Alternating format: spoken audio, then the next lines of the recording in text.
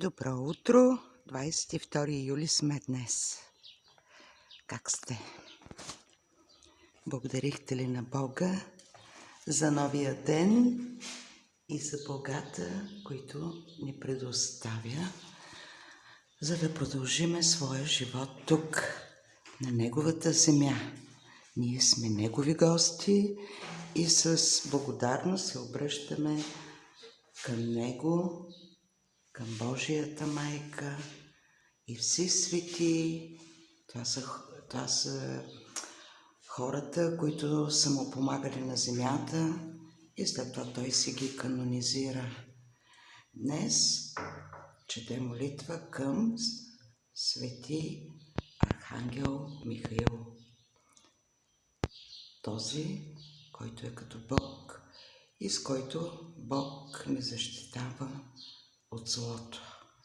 Той е във виолетовата гама и когато искате енергийно да визуализирате, обвивайте се с виолетова пелена.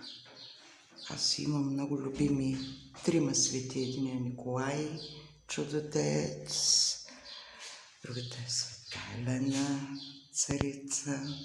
Тя е намерила Господния кръст и отворила много църкви. Разбира се, с Исус и Христофор, свети Христофор. Закриля децата и пътешествениците. Пожелавам ви да стартирате с успех, с хубаво настроение, под ръководството на нашия Създател. Помолете му се. Всеки ден се молете. Купете си молитвеник. Там е написано какво се чете по ден, понеделник до края. Всеки ден църквата празнува, но то не е случайно. Когато храм, ето както в случая Свети Георги, този параклис се казва Свети Георги, това означава, че Висшия свят помага с неговия дух. Разбирате ли? То не случайно си има име, светец си има изображение, нищо не е случайно.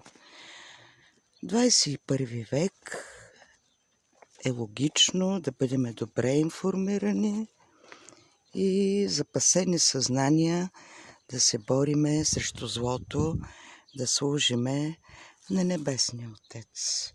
Благата са си блага, хляба си е хляб, но спомена си е спомен. Каква памет ще оставиме на земята? Не се давайте на греха и не се давайте на Сатана. Сатана, между другото, е наистина много тежка енергия. Това само с Бог и с ангелите може да се преодолее това чудо. Много е страшно, реално е, такова е, това е тъмна енергия, тя е сива енергия. Това, което убива светлината.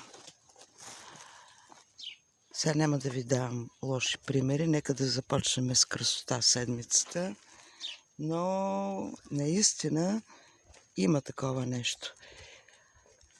Има Сатана, много трудно се бориме с него и винаги трябва да се молиме на Бог. Той не случайно ни е дал ангел-хранител, за да ни помага. Това е първата защита. С него слизаме. Когато е активиран, той ти помага.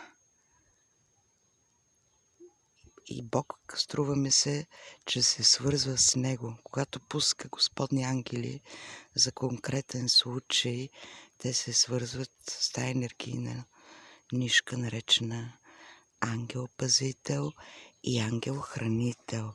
Сега към младите жени. Аз знам, че колебание, не знам дали има, но трудно се осмисля, когато няколко генерации не са изповядвали праведната вяра. Сигурно е трудно, нали, да се осъзнае човек, но Бог иска да повярвате в Словото му, а не да го видите. Значи, това е пътя. Щом така казва, така ще бъде. Първо се запознаваме с библейската история, с молитвите, с неговите светии. Колкото може. Никой не е казал, че трябва да се зарежете къщата, да не храните мъжа си и да хукнете по църкви. Той има с кой да го прави това. Бога си има своите маркери, с които ще помогне на цялата маса, обединена, наречена народ. И ще ни ръководи Той.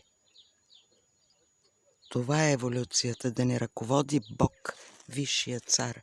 Защото виждате какво става на земята. Особено пък където не се изповядва вяра.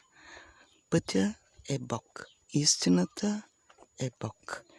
За младите жени, които в тия трудни времена трябва да се формират, за да защитят своите деца, сега поне познанието е ясно, явно. На времето хората ги гониха от църквите, беше още по-зле. Да им кажа да се молят задължително всеки ден за своите деца и дори когато визуализират енергийни защити, да си представят, че са ги прегърнали, че са им в ръцете, че са им в скута, за да ги защитат и тях от Сатана или Антихриста. Антихрист е известен на висшия свят, той е определен, обича мръсоти, обича да мирише лошо, въобще мрази хората, мрази много Бог и оттам всичко, което създава, но това е необходимото зло. С него пък се поддържа някакво равновесие на земята. Но Бог ни даде разум, Бог направи човека господар над всички твари. Толкова ли не може да осмислиме пустия Сатана, да го изгониме от живота си? Пожелавам ви здраве, сила, бодрост и успех!